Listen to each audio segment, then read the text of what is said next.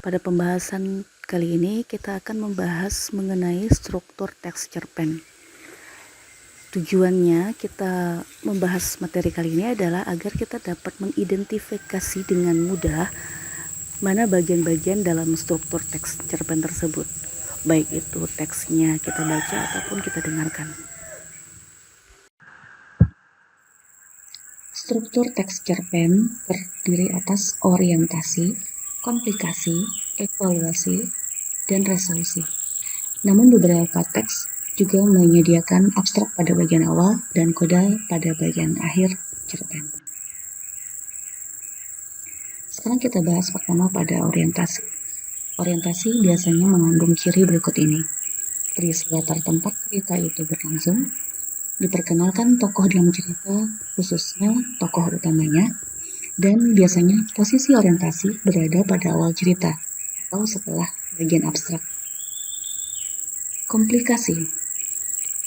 Ciri komplikasi dalam cerpen adalah terdapat masalah yang akan dihadapi oleh tokoh utama dan komplikasi mengandung konflik.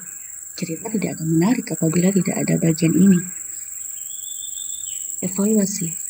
Ciri bagian ini adalah masalah yang sedang dialami tokoh cerita mulai menunjukkan jalan keluar. Terakhir, resolusi. Pada bagian ini, tokoh utama sudah pada bagian akhir masalahnya.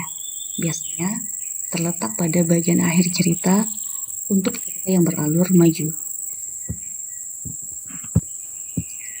Sekarang bagaimana cara mudah membedakan bagian dalam struktur teks cerpen? Kita ambil contoh seorang laki-laki yang memiliki hobi bertualang ke beberapa tempat. Suatu hari, perahu yang ia naiki ketika berlayar ke sebuah pulau rusak akibat badai. Ia terdampar di pulau itu tanpa bekal yang cukup. Berhari-hari ia tinggal di sana tanpa ada kemungkinan kembali ke rumahnya.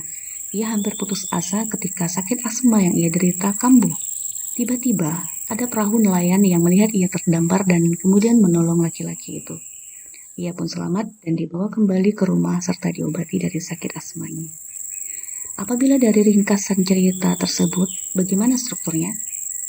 Nah, untuk pada bagian awal, perkenalan ini disebut adalah orientasi. Kemudian masalah yang ia alami disebut komplikasi. Kemudian datang perahu nelayan, evaluasi, dan terakhir ia selamat. Itu adalah resolusi. Pembahasan mengenai struktur teks cerpen ini kita sudahi sampai di sini saja. Silakan berlatih. Semakin banyak berlatih, kita akan mudah menentukan bagian-bagian dalam struktur teks cerpen. Terima kasih. Assalamualaikum.